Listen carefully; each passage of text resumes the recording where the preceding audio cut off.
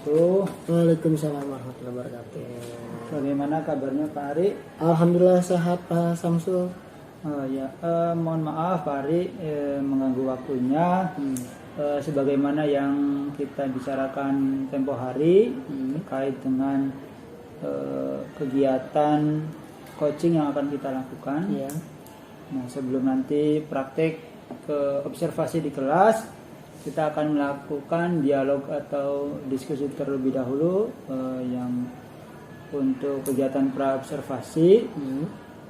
Pak Ari, terkait dengan rencana kita untuk melakukan kegiatan coaching, kira-kira akan dilakukan kapan ya Pak Ari?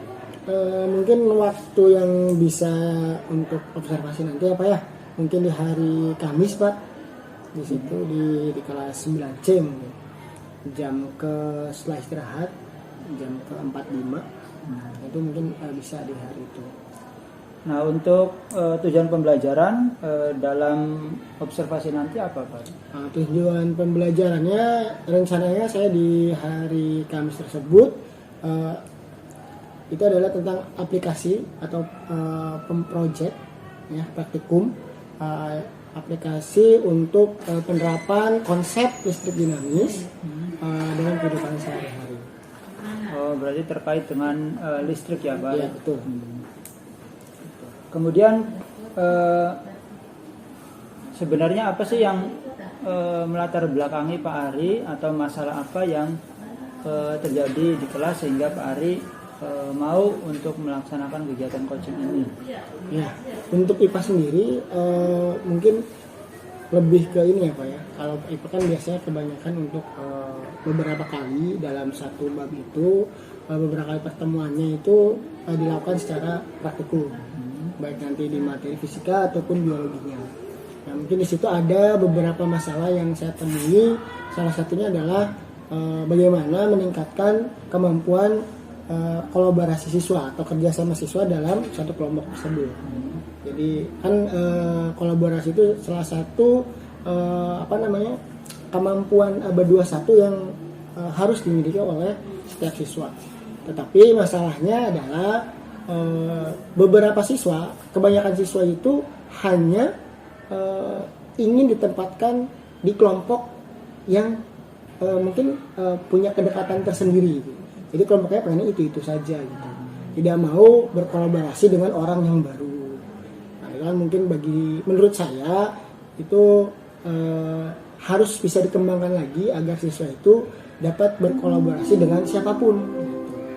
Tidak harus dengan orang terdekat, dengan orang teman dekatnya saja, tapi dengan minimal di lingkungan kelas tersebut bisa berkolaborasi dengan siapa saja. Ini itu sih Pak. Berarti terkait dengan kolaborasi ya Pak Ari. Kemudian dari permasalahan tersebut, rencana yang akan Pak Ari lakukan, berarti tadi kan terkait dengan pengembangannya untuk mereka supaya bisa berkolaborasi. Nah, untuk strategi yang akan Pak Ari gunakan apa dalam menyelesaikan masalah tersebut? Nah, biasanya kalau anak-anak pernah saya coba untuk membagi berdasarkan ketentuan saya gitu. Jadi saya udah bagikan kelompoknya sendiri, tapi saya rasa itu kurang efektif karena masih ada aja anak yang protes. Wah, saya nggak mau dengan ini, saya nggak mau dengan ini gitu. Nah, jadi strateginya adalah saya itu membagi kelompok secara undian gitu. Jadi diundi, nanti ada undiannya, tapi tetap dalam satu kelompok itu proporsinya sama gitu, seimbang antara yang laki-laki dengan yang perempuan. Jadi nanti kolaborasi bisa lebih luas lagi, bukan hanya sesama laki-laki atau sama perempuan saja, bisa antar itu. Jadi siswa nanti bisa berkolaborasi dengan lebih baik dengan teman-temannya gitu. Dan rata-rata kalau misalkan dengan undian, anak itu protesnya lebih sedikit daripada ditentukan sendiri oleh saya, seperti itu. Nah, mungkin itu yang akan saya coba di hari Kamis besok.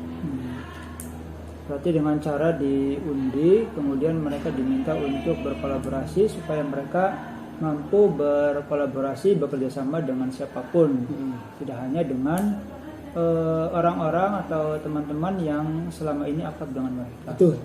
Begitu Mas. Oh, berarti terkait dengan itu ya Pak Ari. Nah, berarti tinggal nanti kita mencoba, dan kemudian apa saja yang nanti akan dipersiapkan oleh Pak Ari untuk kegiatan pembelajaran nanti yang akan diobservasi.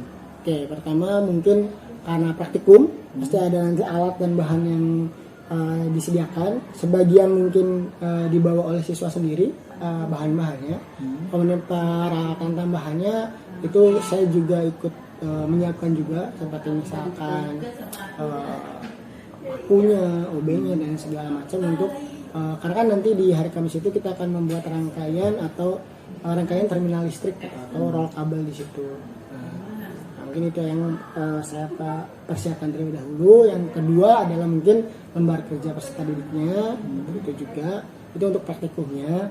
Nah, sama mungkin sebelum itu sebelum pembelajaran dimulai juga nanti maksudnya sebelum pertemuan yang sekarang yang Kamis kemarin, saya juga nanti akan menyiapkan undiannya. Jadi untuk mengefektifkan waktu, karena kalau misalkan diundi pas hari Kamis itu waktunya nggak akan cukup Pak.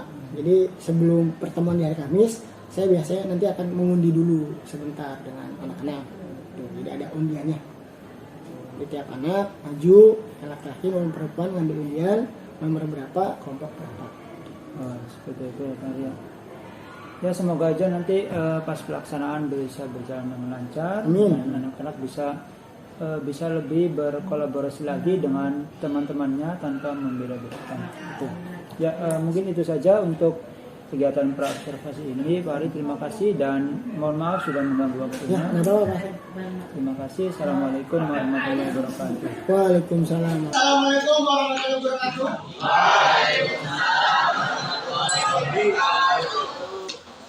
Ya, gimana kabarnya anak-anak? Sehat? Oke, sudah lengkap semua? Ada yang dari yang kelompoknya tidak hadir? Ada?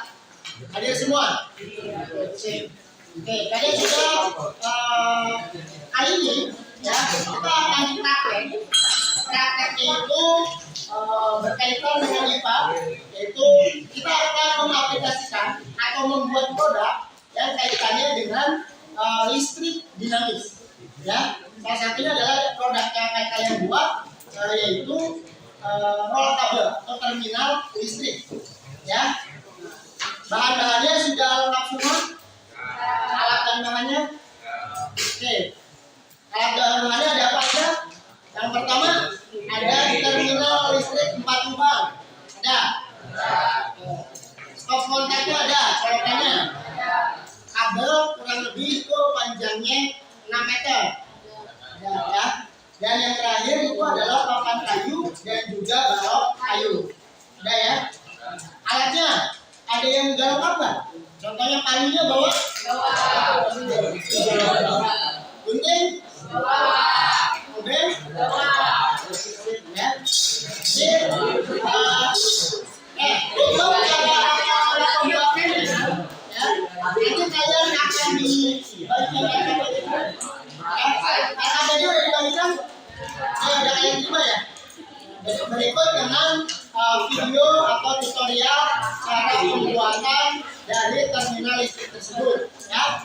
Kalian mengikuti langkah-langkahnya. Apabila nanti ada yang kalian dipahami, nanti bisa bertanya kepada Pak atau teman sekelompok yang lain ya.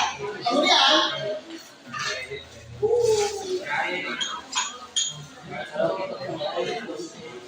untuk paku ya, nanti akan bapak keliling ya, akan bagikan pakunya ke tiap kelompok masing-masing sesuai dengan kebutuhan kelompok masing-masing. Oke, ya, seperti itu. Kemudian apabila membutuhkan bom, ya, untuk pengembangan tempat kabel, bisa mungkin angkat kalau dilihat dari foto ya, itu yang standby di pertigaan ya. Oke, ada pertanyaan di sini? Oke, sebelum memulai praktek ya, mari kita membaca doa bersama-sama sesuai dengan kepercayaan masing-masing. Berdoa dipersilakan.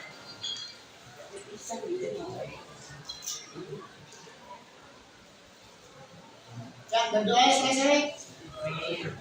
Ya, silakan kalian kerjakan atau buat proyek kalian sesuai dengan langkah-langkah yang sudah kalian ketahui melalui video langsung. Ya, silakan.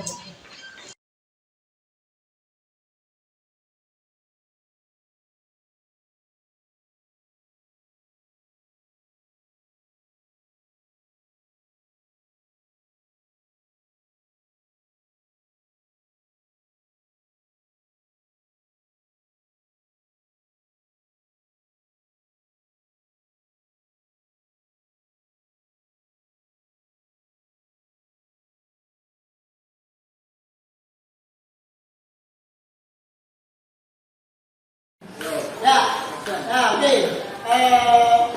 Beberapa dari kelompok kalian sudah selesai semua untuk pengerjaan praktek pengaplikasian konsep listrik dinamis, ya. Jadi salah satunya adalah dengan membuat terminal listrik atau rel kabel ini, ya. Oke, ini salah satu contohnya adalah kelompok dari Hilmi dan kawan-kawan, ya. Setelah Bapak lihat dari segi apa ya bahasa Indonesia, kualitas perakitannya itu sudah cukup baik, ya. Dari mana melihatnya? Pertama melihat dari katakan terminalnya ini, apakah dia kuat ataukah misalkan maklunya kurang kencang. Beberapa tadi Bapak lihat ada yang maklunya kurang kencang, tapi sebagian besar itu sudah bagus semua. Oke. Mungkin perwakilan dari kelompok ini sama siapa aja? Ini sama-sama berdua. Depan. Ewi, oke. Kira-kira ada kendala apa nggak dalam pembuatan ini? Hal yang paling sulitnya apa menurut kalian? Kalau kendala tadi pas sempat dipaku itu tuh kurang bisa karena pas udah nyampe segini mau dipaku lagi takut kena samping-sampingnya, jadi kita solusinya pakai di itu obek. Iya. Selain itu ada lagi nggak? Selain memasang terminal itu, kalau dari segi perakitan kabelnya ada kesulitan nggak? Atau udah paham, udah bisa? Udah bisa. Udah paham sih, tapi kabel ini masih apa sih namanya? Keras tuh Pak. Kalau bukan kabel sabut sih, ini kan kabel kawat ya. Kenapa? Alasannya kenapa kawat itu kenapa harus kita pakai kabel kawat? Karena kalau pakai kabel sabut itu masih nggak bisa masih rawan korslet itu. Ya, itu ya. Kabel kawat itu lebih bagus dalam tahanan ketika beban pada terminal ini, misalnya kalian menggunakannya itu alat elektronik yang ngaknya tinggi, ya. Kalau pakai sabut itu ada rawan konslet atau bahkan bisa terbakar, ya. Makanya itu bahannya itu menggunakannya kabel dengan isian itu adalah kawat memang, bukan kawat serabut, ya. Oke. Ada lagi? Kendalanya? Enggak. Kenapa nggak dihias? Karena mungkin faktor waktu dan juga faktor ini sih Pak. Kondisi tadi kan baru tahu boleh bias itu. Tadi ada jargonnya tadi apa namanya? Lebih mungkin apa? Lebih lebih. Oh iya tadi. Oh iya. Utamakan fungsi dari. Oke, utamakan fungsi dari gengsi. Boleh. Utamakan gengsi. Ya. Yang penting ini pertama dari segi fungsionalitasnya tadi sudah dicoba bekerja dengan benar, ya, bisa mengelola listrik dengan baik, tidak ada masalah. Ya, mungkin menurut kelompok Hilmi dan Nawawi ini sudah cukup bagus karena dari permukaan kita juga sudah bagus. Pokoknya, oke, terima kasih dari kelompok Hilmi. Dan ini ada menambahkan atau ada yang mau bertanya? Tidak ada? Tidak ada? Nah, jadi pertama tadi, ya, yang perlu ditekankan di sini adalah fungsionalitasnya. Kenapa kita memilihnya kawat? Karena tadi lebih kuat, ya, terutama dalam menahan listrik dengan beban yang sangat besar, ya. Kabel kawat itu lebih bagus daripada kabel ya. Oke, alhamdulillah Bapak lihat semuanya yang kalian rakit dari segi fungsi untuk terminal listrik sudah bagus, ya, tidak ada yang konsep atau lain sebagainya. Kalau untuk paku dan lain sebagainya itu kan tambahan, bukan konsep tentang listrik dinamisnya. Makanya kaitannya dengan listrik. Itu kaitannya dengan mungkin keterampilan kalian masing-masing. Oke? Tidak ada pertanyaan? Tidak ada.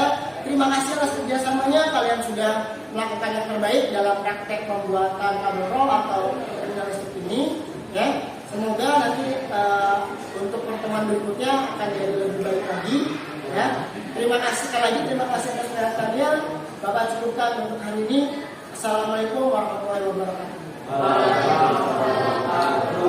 Assalamualaikum warahmatullahi wabarakatuh. Waalaikumsalam warahmatullahi wabarakatuh.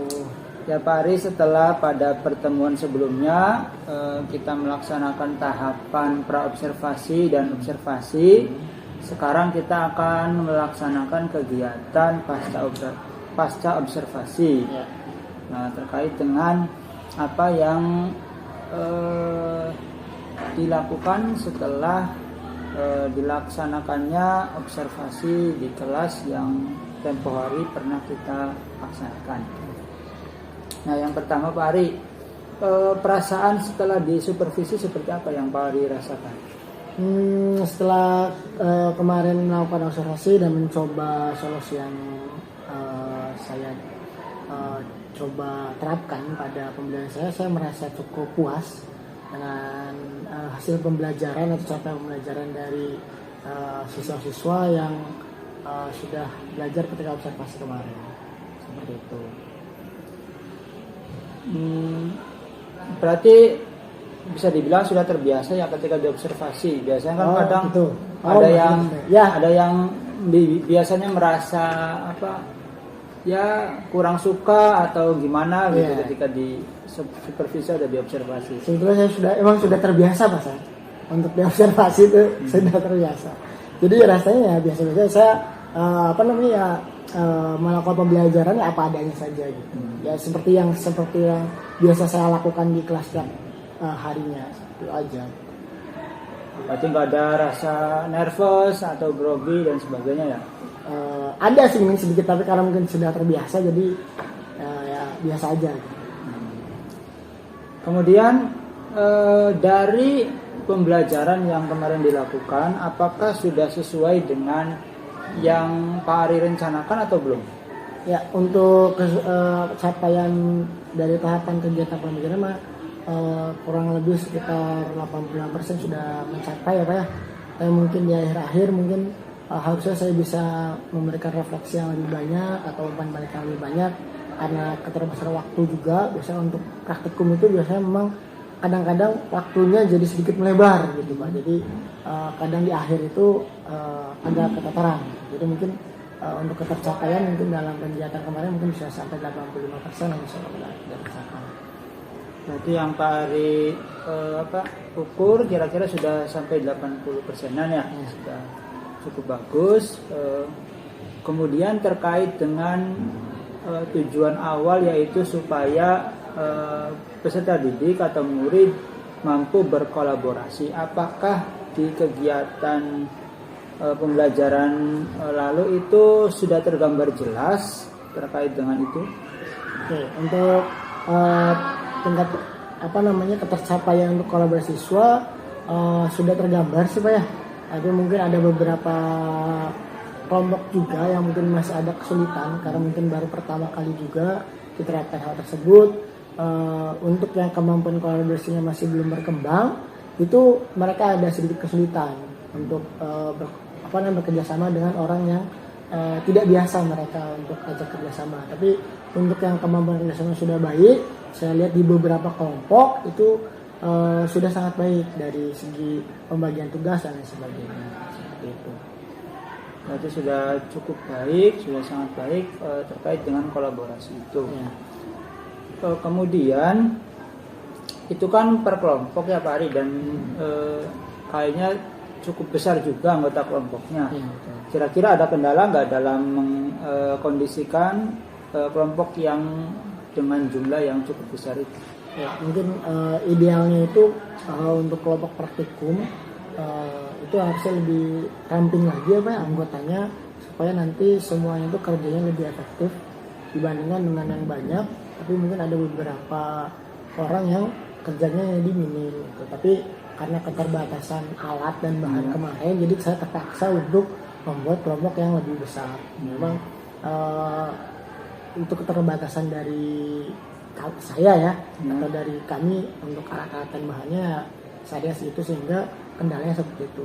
Jadi kelompok idealnya itu kelompoknya harus lebih kecil lagi, itu antara 4 sampai 6 orang dalam satu kelompok. Ya kan kemarin kalau nggak salah ada yang sampai 9 atau 10 ya untuk kelompok itu. Jadi memang idealnya seperti itu, dan memang karena keterbatasan alat dan bahan. Ya, Karena terkait dengan praktikum, kemudian juga alat-alatnya cukup biayanya cukup lumayan, karena praktikumnya membuat stop kontak. Iya. Nah, tuh. Kemudian rencana tindak lanjut apa yang nanti akan Pak Ari lakukan dari proses pembelajaran itu? Apakah ada evaluasi atau seperti apa? Ya, tentunya jelas ada evaluasi di situ, terutama di beberapa kelompok. Saya akan mempertahankan kelompok yang sudah terbentuk kemarin secara undian tersebut. Saya akan lebih memperhatikan lagi kelompok-kelompok yang masih mengalami kesulitan dalam kolaborasi atau dalam bekerja sama yang seperti itu. Mungkin saya akan lebih tekankan lagi, mungkin ada butuh bimbingan yang lebih lagi untuk kelompok tersebut, dan kemungkinan untuk apabila ada praktikum berikutnya saya coba mungkin ada kelompok yang mungkin dipecah.